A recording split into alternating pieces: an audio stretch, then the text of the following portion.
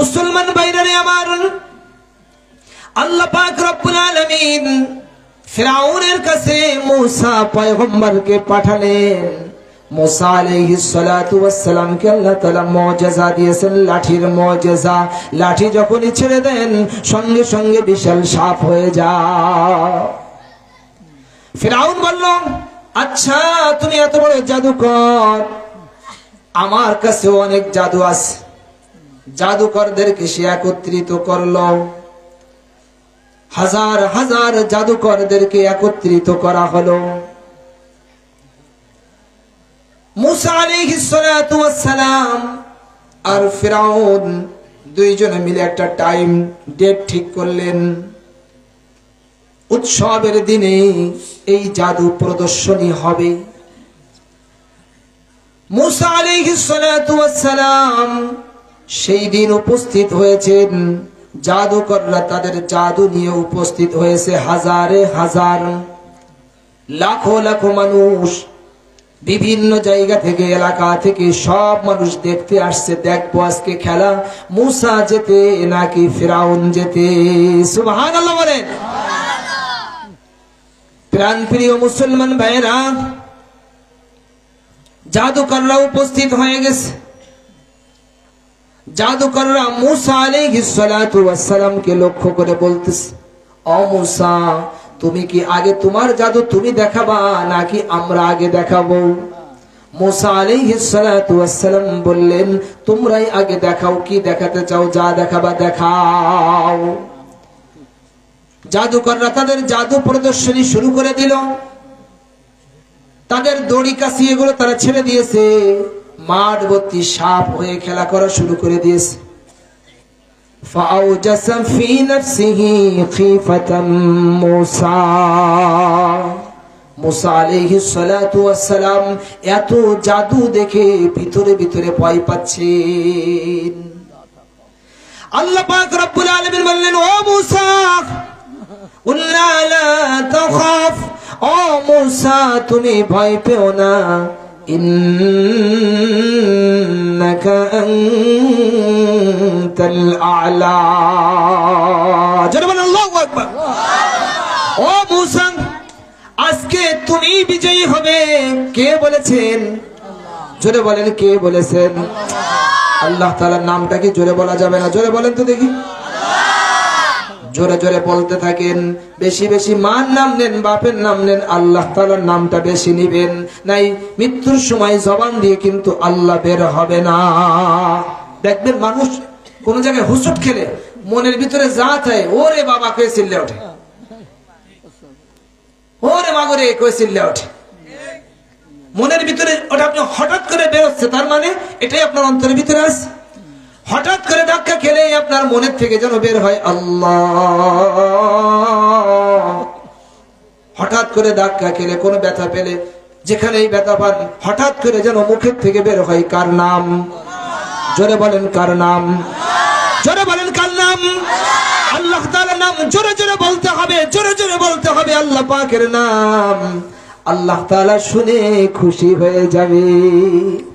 মৃত্যুর সময় আপনার জবান দিয়ে, মা বোনদের জবান দিয়ে আল্লাহ তাআলার এই নামকে বের করে দিবেন। মা বোনরা ঘরের ভিতরে যখন কাজ করবেন, বেশি বেশি জিকির করবেন, আল্লাহ আল্লাহ আল্লাহ আল্লাহ আল্লাহ। সবাই বলেন না একটু, আল্লাহ আল্লাহ আল্লাহ আল্লাহ আল্লাহ আল্লাহ আল্লাহ আল্লাহ আল্লাহ আল্লাহ। একটা হাদিস মনে পড়ল, কিয়ামতের আগে মুসলমান অমুসলিম বিশাল যুদ্ধ হবে। কিয়ামতের আগ মুহূর্তে একটা বিশাল দেওয়াল থাকবে। মুসলমান এই আল্লাহু আকবারের ধ্বনি দেবে। কিসের ধ্বনি? আল্লাহু আকবারের ধ্বনি। আল্লাহু আকবারের ধ্বনি এমন ভাবে মুসলমান আল্লাহু আকবারের ধ্বনি দিবে, ওই ধ্বনিতেই, আল্লাহু আকবারের ধ্বনিতেই দেওয়াল ভেঙে চুরমার হয়ে যাবে। সুবহানাল্লাহ। আল্লাহু আকবারের ভিতরে এত পাওয়ার। मोमिन की तकबीर अल्लाहु अकबर, मोमिन की शमशीर अल्लाहु अकबर, नाराए तकबीर। मोमिনের তরবারের নাম হলো আল্লাহু আকবার। मोमिনের তরবারের নাম কি? আল্লাহু আকবার। मूसा আলাইহিস সালাতু ওয়াস সালাম ভিতরে ভিতরে ভয় পাইতেছিলেন। আল্লাহ তাআলা বলে দিলেন, ও मूसा তুমি ভয় পেও না, ইন্নাকা আনতাল আ'লা, আজকে তুমি অবশ্যই বিজয়ী হবে। এই বিশাল জাদু দেখার পরে मूसा আলাইহিস সালাতু ওয়াস সালাম যখন লাঠিটা ছেড়ে দিয়েছেন, সঙ্গে সঙ্গে এটা হলো মুজিজা, এটা হলো মালিকের দেওয়া পাওয়ার। মালিকের পাওয়ারের সামনে কোনো পাওয়ার চলে না। সঙ্গে সঙ্গে আল্লাহ পাক রব্বুল আলামিনের দেওয়া পাওয়ার এমন ভাবে টান শুরু করে দিয়েছেন, একটা টান দিয়েছেন, সমস্ত জাদুকরদের জাদু ওই সাপের ভিতরে मूसा আলাইহিস সালাতু ওয়াস সালামের লাঠির ভিতরে চলে আসছে। সব সাপগুলিকে খেয়ে একেবারে নিঃশেষ করে দিয়েছে। জাদুকররা চিনতে পারছে, এতদিন তারা নকলের পিছনে ছিল, আজ তারা আসল চিনতে পারছে। মুসলমান ভাইরা রে আমার, আমাদেরকে ওয়াজ মাহফিলের মাধ্যমে আসল আর নকল চিনানো হয়। আসল আর নকল চিনানো হয়। ও ভাই, তুমি যে স্বপ্ন লালন করতেছো, তোমার স্বপ্ন একটু পরেই ভেঙে যাবে। মৃত্যু আসতেছে, মালাকুল মউত ঘুরে বেড়াইতেছেন। যখন টাইম শেষ হয়ে যাবে, তোমাকে নিয়ে কিন্তু চলে যাবেন। ওই মাঠের ভিতরে তোমাকে ঢুকায় দিয়ে আসবে আপনজনরা। হযরত मूसा আলাইহিস সালাতু ওয়াস সালাম বিজয়ী হয়ে গেলেন, আর এদিকে জাদুকররা সব সিজদায় পড়ে গেছে। জোরে বলেন সুবহানাল্লাহ। জাদুকররা সঙ্গে সঙ্গে मूसा এবং হারুন আলাইহিমাস সালাতু ওয়াস সালাম উভয়ের রবের উপরে ঈমান নিয়ে আসছে। আর এক মুহূর্ত দেরি করেন নাই। এরপর এভাবে চলতে চলতে এক পর্যায়ে আল্লাহ পাক রব্বুল আলামিন मूसा আলাইহিস সালাতু ওয়াস সালামকে বললেন, ও मूसा, আজকে রাতে তোমরা আর ঘুম যাবা না। আজকে রাতে বনি ইসরাইলদেরকে নিয়ে তুমি অবশ্যই এই এলাকা ছেড়ে অন্য এলাকায় চলে যাবা। বনি ইসরাইল 6 লক্ষ, বনি ইসরাইল 6 লক্ষেরও বেশি বনি ইসরাইল। এই বনি ইসরাইলদের কানে কানে বলছে, আজকে রাতে কিন্তু আর থাকা যাবে না, আমরা সব আজকে আস্তে আস্তে আস্তে আস্তে চলে যাব। मूसा আলাইহিস সালাতু ওয়াস সালাম বনি ইসরাইলদেরকে যখন জানায় দেওয়া হয়ে গেল, বনি ইসরাইল আস্তে আস্তে রওনা হচ্ছে। রওনা হইতে হইতে যখন বেশ সামনে চলে গেছে, ফিরাউনের কাছে সংবাদ পৌঁছে গেছে। ফিরাউন তার বিশাল বাহিনী নিয়ে পিছনে পিছনে আসছে।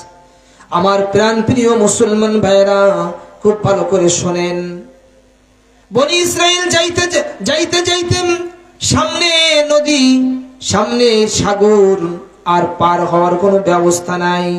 বনি ইসরাইল বলতেছে, ও मूसा, আমরা তো ধরা পড়ে গেলাম, এখন কি হবে? এদিকে সামনে নদী আর ওদিকে ফিরাউন বিশাল বাহিনী নিয়ে আসতেছে, আমরা কি করব? তাড়াতাড়ি কিছু একটা করো।